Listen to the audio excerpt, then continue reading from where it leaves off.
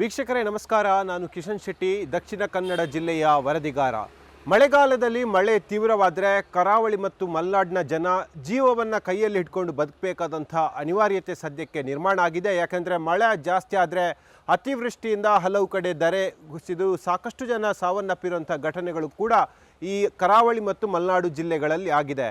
ಹವಾಮಾನ ಇಲಾಖೆ ಯಾವಾಗೆಲ್ಲ ಮಳೆ ಜಾಸ್ತಿ ಆಗಿದೆಯೋ ಆವಾಗ ರೆಡ್ ಅಲರ್ಟನ್ನು ಕೊಡುತ್ತೆ. ಮಳೆ ಕಡಿಮೆ ಇದ್ದಂಥ ಸಂದರ್ಭದಲ್ಲಿ ಯಾವುದೇ ಅಲರ್ಟ್ಗಳನ್ನು ಕೊಡೋದಿಲ್ಲ. ಆದರೆ ಈ ಹವಾಮಾನ ಇಲಾಖೆ ಕೊಡುವಂಥ ರಿಪೋರ್ಟಲ್ಲಿ ಅಥವಾ ವರದಿಯಲ್ಲಿ ಸಾಕಷ್ಟು ಎಡವಟ್ಟುಗಳು ಆದಂಥ ಪ್ರಸಂಗಗಳನ್ನು ಕೂಡ ನಾವು ಗಮನಿಸಿದ್ದೇವೆ. ಅಂದರೆ ರೆಡ್ ಅಲರ್ಟ್ ಕೊಟ್ಟಂಥ ದಿನದಲ್ಲಿ ಯಾವುದೇ ಮಳೆಯ ವಾತಾವರಣ ಇರೋದಿಲ್ಲ. ಏನೂ ಅಲರ್ಟ್ ಕೊಡದಂಥ ದಿನದಲ್ಲಿ ಸಾಕಷ್ಟು ಮಳೆ ಬಂದು ಸಾಕಷ್ಟು ಅನಾಹುತವಾದಂಥ ಪ್ರಸಂಗಗಳು ಕೂಡ ನಾವು ಕಂಡಿದ್ದೇವೆ. ಆದರೆ ಇನ್ನು ಮುಂದೆ ಅಂಥ ಪ್ರಸಂಗಗಳು ಆಗೋದಿಲ್ಲ ಅನ್ನೋದು ಈಗ ಭಾರತೀಯ ಹವಾಮಾನ ಇಲಾಖೆ ಒಂದು ಅಭಯವನ್ನು ಕೊಟ್ಟಿದೆ. ಯಾಕಂದರೆ ಇದೀಗ ಮಂಗಳೂರಲ್ಲಿ ನೂತನವಾದ ರೆಡಾರ್ ಅದು ನಿರ್ಮಾಣ ಆಗಿದೆ. ಹವಾಮಾನವನ್ನು ನಿಖರವಾಗಿ ಗುರುತಿಸಿ ಅದರ ನಿಖರತೆಯನ್ನು ಕೊಡುವಂಥ, ನಿಖರವಾದ ಫಲಿತಾಂಶವನ್ನು ಕೊಡುವಂಥ ಅತ್ಯಾಧುನಿಕ ರೆಡರ್ ಮಂಗಳೂರಲ್ಲಿ ನಿರ್ಮಾಣ ಆಗಿದೆ.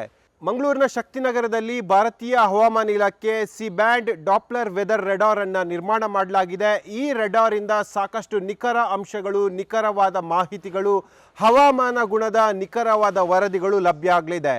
ಮಂಗಳೂರಿಂದ ಸುಮಾರು 250 ಕಿಲೋಮೀಟರ್ ದೂರದವರೆಗೂ ಕೂಡ ಈ ರೆಡಾರ್ ಕೆಲಸವನ್ನು ಮಾಡಲಿದ್ದು ಮೋಡಗಳ ಚಲನೆ, ಮಳೆಯ ತೀವ್ರತೆ, ಗಾಳಿಯ ವೇಗ, ಗುಡುಗು, ಸಿಡಿಲು, ಮಿಂಚು ಮುಂತಾದ ಪ್ರಕ್ರಿಯೆಗಳನ್ನು ನಿಖರವಾಗಿ ಅಳೆಯುವಂಥ ಸಾಮರ್ಥ್ಯವನ್ನು ಹೊಂದಿದೆ. ಅದು ಕರಾವಳಿ ಆಗಿರ್ಬೋದು, ಮಲೆನಾಡು ಆಗಿರ್ಬೋದು, ಮೈಸೂರು ತನಕ ಮತ್ತು ಉತ್ತರ ಕೇರಳದ ಕಾಸರಗೋಡು, ಕಣ್ಣೂರು, ಕ್ಯಾಲಿಕಟ್ ತನಕ ಈ ರೆಡಾರ್ ಕೆಲಸವನ್ನು ಮಾಡುತ್ತೆ. ಈ ಮೂಲಕವಾಗಿ ಅಕ್ಯುರೇಟ್ ಆದಂಥ ಮಳೆಯ ವೆದರ್ ಅಥವಾ ಹವಾಮಾನದ ವೆದರನ್ನು ಕೊಡುವಂಥ ಸಾಧ್ಯತೆಗಳು ಕೂಡ ಇದೆ. ಈ ಬಗ್ಗೆ ನಿಖರವಾಗಿ ಕೊಡುವಂಥ ಎಲ್ಲ ಗುಣಲಕ್ಷಣಗಳನ್ನು ಈ ರೆಡಾರ್ ಹೊಂದಿದೆ ಎಂಬ ಅಭಿಪ್ರಾಯವನ್ನು ವಿಜ್ಞಾನಿಗಳು ವ್ಯಕ್ತಪಡಿಸಿದ್ದಾರೆ.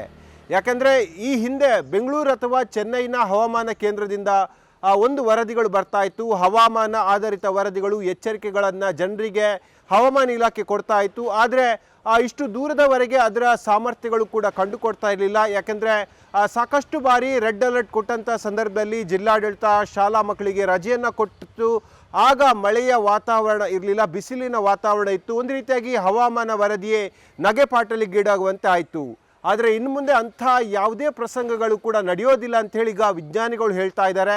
ಯಾಕೆಂದರೆ ಅಕ್ಯುರೇಟಾಗಿ ಇಂಥದ್ದೇ ಫಲಿತಾಂಶವನ್ನು ಕೊಡುವಂಥ ರೆಡಾರ್ ಈಗ ಮಂಗಳೂರಲ್ಲಿ ಸ್ಥಾಪನೆ ಆಗಿದೆ. ಸುಮಾರು 250 ಕಿಲೋಮೀಟರ್ವರೆಗೆ ನಿಖರವಾದ ಮೋಡಗಳ ಚಲನೆ ಆಗಿರ್ಬೋದು, ಹವಾಮಾನ ಬದಲಾವಣೆ, ಸಮುದ್ರದಲ್ಲಿ ಗಾಳಿಯ ವೇಗ, ಅಲ್ಲಿ ಮೋಡದಲ್ಲಿ ಆಗುವಂಥ ಏರಿಳಿತಗಳಾಗಿರ್ಬೋದು, ಒತ್ತಡಗಳು ನಿಖರವಾಗಿ ಲಭ್ಯವಾಗಲಿದೆ. ಈ ಮೂಲಕವಾಗಿ ಕಡಲ ಮಕ್ಕಳು, ಮೀನುಗಾರಿಕೆಗೆ ಹೋಗುವಂಥ ಜನರು ಹವಾಮಾನ ಇಲಾಖೆ ಕೊಡುವಂಥ ಎಚ್ಚರಿಕೆಯನ್ನು ಆಧರಿಸಿ ಕಡಲಿಗೆ ಇಳಿತಾ ಇದ್ದರು. ಯಾಕೆಂದರೆ ಅರಬ್ಬಿ ಸಮುದ್ರದಲ್ಲಿ ವಾಯುಭಾರ ಕುಸಿತ ಆಗಿರ್ಬೋದು, ಸಮುದ್ರದಲ್ಲಿ ಸುಂಟರ ಗಾಳಿ ಎಬ್ಬುವಂಥ ಹಲವು ಸೂಚನೆಗಳನ್ನು ಹವಾಮಾನ ಇಲಾಖೆ ಇಲ್ಲಿ ತನಕ ಕೊಡ್ತಾ ಬರ್ತಾ ಇತ್ತು. ಆದರೆ ಈ ಬಾರಿ ಇಂತಹ ರೆಡಾರ್ ಕೊಡುವಂಥ ಹಿನ್ನೆಲೆಯಲ್ಲಿ ಸಮುದ್ರದ ಮಕ್ಕಳಿಗೂ ಅಂದರೆ ಮೀನುಗಾರರಿಗೂ ಕೂಡ ಸಾಕಷ್ಟು ಉಪಯೋಗಕಾರಿ ವಿಚಾರಗಳು ಈಗ ಬಂದಿರುವಂಥದ್ದು. ಹಾಗಾಗಿ ಸಮುದ್ರದ ಮಕ್ಕಳಿಗೆ, ಮೀನುಗಾರರಿಗೆ ಬಹಳ ಪೂರಕವಾಗುವಂಥ ವ್ಯವಸ್ಥೆಗಳನ್ನು ಈಗ ಹವಾಮಾನ ಇಲಾಖೆ ಮಾಡ್ತಾ ಇದೆ. ಇದರ ಜೊತೆಗೆ ಮಲೆನಾಡಿನ ಹಲವು ಭಾಗದಲ್ಲಿ ಕೂಡ ಗುಡ್ಡದಂಚಿನಲ್ಲಿ, ಕಾಡಿನಂಚಿನಲ್ಲಿ ವಾಸಿಸುವಂಥ ಜನರು ಕೂಡ ಹವಾಮಾನ ಇಲಾಖೆ ಇನ್ನು ಮುಂದೆ ಕೊಡುವಂಥ ಅಕ್ಯುರೇಟ್ ಆದಂಥ ಫಲಿತಾಂಶ, ಅಕ್ಯುರೇಟ್ ಆದಂಥ ಸೂಚನೆಗೆ ಈಗ ಕಾಯ್ತಾ ಇದ್ದಾರೆ. ಯಾಕೆಂದರೆ ಅಂಚಿನಲ್ಲಿ ಬದುಕುವಂಥ ಜನ ಮಳೆ ತೀವ್ರವಾದರೆ ಅದು ಅವರ ಜೀವಭಯ ಬಹಳಷ್ಟು ಕಾಡ್ತಾ ಇರುತ್ತೆ. ಯಾಕೆಂದರೆ ಈ ಮಳೆಗಾಲದಲ್ಲಿ ನಾವು ಕಂಡುಕೊಂಡಿದ್ದೀವಿ ಸಾಕಷ್ಟು ಬಾರಿ ಗುಡ್ಡ ಕುಸಿತ ಆಗಿರುವಂಥದ್ದು. ಹಲವು ಇಳಿಜಾರಿನ ಪ್ರದೇಶಗಳಲ್ಲಿ ಮನೆಗಳು ಕೂಡ ಇದೆ. ಆ ಮನೆಗಳ ನಿವಾಸಿಗಳನ್ನು ಸುರಕ್ಷಿತ ಪ್ರದೇಶಗಳಿಗೆ ರವಾನಿಸಬೇಕಾದ್ರೆ ಹವಾಮಾನ ಇಲಾಖೆ ಕೊಡುವಂಥ ಎಚ್ಚರಿಕೆ ಅದು ಬಹಳ ಅತ್ಯಮೂಲ್ಯವಾಗಿರುತ್ತೆ. ಹವಾಮಾನ ಇಲಾಖೆ ಕೊಡುವಂಥ ನಿಖರವಾದ ಎಚ್ಚರಿಕೆ ಅದು ಹಲವು ಜೀವಗಳನ್ನು ಉಳಿಸುವಂಥ ಸಾಧ್ಯತೆಗಳು ಕೂಡ ಇದೆ. ಹಾಗಾಗಿ ಮಂಗಳೂರಿನಿಂದ ಆರಂಭಗೊಳ್ಳುವಂಥ ಈ ರೆಡಾರ್ ಸಿಸ್ಟಮ್ ಅದು ಮತ್ತಷ್ಟು ಜೀವಗಳನ್ನು ಕಾಪಾಡುತ್ತೆ. ಮಳೆಗಾಲದಲ್ಲಿ ಜೀವವನ್ನು ಕೈಯಲ್ಲಿ ಹಿಡಿದುಕೊಂಡು ಬದುಕುವಂಥ ಜನರಿಗೆ ಈ ರೆಡಾರ್ ಒಂದು ಸುರಕ್ಷತಾ ವಿಧಾನವನ್ನು ಕಲಿಸಿಕೊಡುತ್ತೆ, ಅಭಯವನ್ನು ನೀಡುತ್ತೆಂಬ ವಿಶ್ವಾಸದಲ್ಲಿ ಸದ್ಯಕ್ಕೆ ಜನರಿದ್ದಾರೆ. ಹಾಗಾಗಿ ಮಂಗಳೂರಿಂದ ಸುಮಾರು 250 ಕಿಲೋಮೀಟರ್ವರೆಗೆ ಈ ರೆಡಾರ್ ತನ್ನ ವಿಸ್ತೀರ್ಣವನ್ನು ವ್ಯಾಪಿಸಿಕೊಳ್ಳುತ್ತೆ.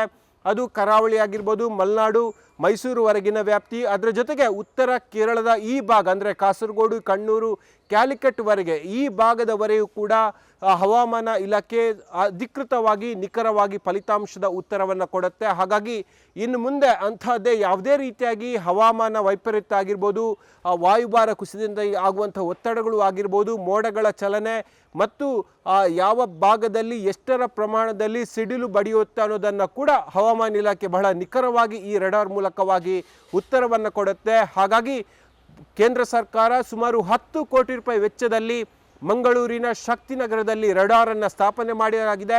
ಈ ರೆಡಾರ್ ಮೂಲಕವಾಗಿ ಮತ್ತಷ್ಟು ಹಲವು ಅಂಶಗಳು ಈಗ ಬೆಳಕಿಗೆ ಬರಲಿಕ್ಕಿದೆ. ಅದರ ಜೊತೆಗೆ ಹವಾಮಾನ ಇಲಾಖೆ ಮುಂದೆ ಕೊಡುವಂಥ ಎಲ್ಲ ಸೂಚನೆಗಳು ಅದು 99% ಅದು ನಿಖರವಾಗಿರುತ್ತೆ ಮತ್ತು ಅದು ಸತ್ಯದಿಂದ ಕೂಡಿರುತ್ತೆ ಎಂಬ ವಿಶ್ವಾಸವನ್ನು ಸದ್ಯಕ್ಕೆ ವಿಜ್ಞಾನಿಗಳು ವ್ಯಕ್ತಪಡಿಸಿದ್ದಾರೆ.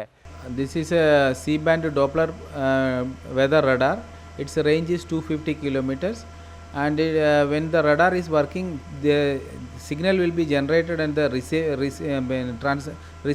transmitter section, and it will be transmitted to the angle in which the radar will be rotating. So it will be transmitting in pulses.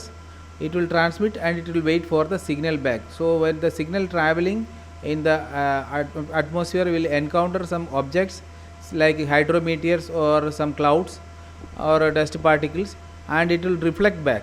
So the reflected signal is received at the receiver, then it is amplified with noise reduction, then the signal is sent back to the PC, Dynamic PC, where the signal is processed for computation, and the echo which is received will be plotted on the graph, which will have a 250 kilometer circle. So with this graph it will be real time, it will monitor, and every 10 minutes it will generate a product. So many products are generated, out of which are the most reliable and most usable type of weather parameters we are taking into account, and it is sent to the Delhi office and Karnataka Bangalore office. They will be analyzed and it will be utilized for weather forecasting. ವೀಕ್ಷಕರೇ, ಇದು ಇವತ್ತಿನ news 18 ಡಿಜಿಟಲ್ನ ವಿಶೇಷವಾದ ಸಂಚಿಕೆ. ಮುಂದಿನ ಬಾರಿ ಮತ್ತೊಂದು ಸುದ್ದಿಯೊಂದಿಗೆ ನಿಮ್ಮ ಜೊತೆ ಬರ್ತೀನಿ. ಅಲ್ಲಿ ತನಕ ಎಲ್ಲ ಡಿಜಿಟಲ್ ಪ್ಲಾಟ್ಫಾರ್ಮ್ಗಳಲ್ಲಿ ನ್ಯೂಸ್ 18 ಅನ್ನು ಫಾಲೋ ಮಾಡ್ತೀರಿ ಅಂತ ಹೇಳುತ್ತಾ ಈ ಕಾರ್ಯಕ್ರಮವನ್ನು ಮುಗಿಸ್ತಾ ಇದ್ದೀನಿ. ಜಾಲ ನಮ್ಮದು, ಬಲ ನಿಮ್ಮದು. ನಿರ್ಭೀತ, ನಿಷ್ಪಕ್ಷಪಾತ, ವಿಶ್ವಾಸಾರ್ಹ ಸುದ್ದಿಗಳಿಗೆ ಮತ್ತೊಂದು ಹೆಸರಾಗಿರೋ ನ್ಯೂಸ್ 18 ಕನ್ನಡ ಈಗ ಆಪ್ನಲ್ಲೂ ಲಭ್ಯ ಇದೆ. ದಯವಿಟ್ಟು ಇಲ್ಲಿರೋ QR ಕೋಡ್ ಅನ್ನು ಸ್ಕ್ಯಾನ್ ಮಾಡಿಕೊಂಡು ಆಪ್ ಡೌನ್ಲೋಡ್ ಮಾಡೋದಕ್ಕೆ ಮರಿಬೇಡಿ. ನಿಮ್ಮ ಬೆಂಬಲ ಹೀಗೆ ಸದಾ ನಮ್ಮೊಂದಿಗಿರಲಿ. ಧನ್ಯವಾದ.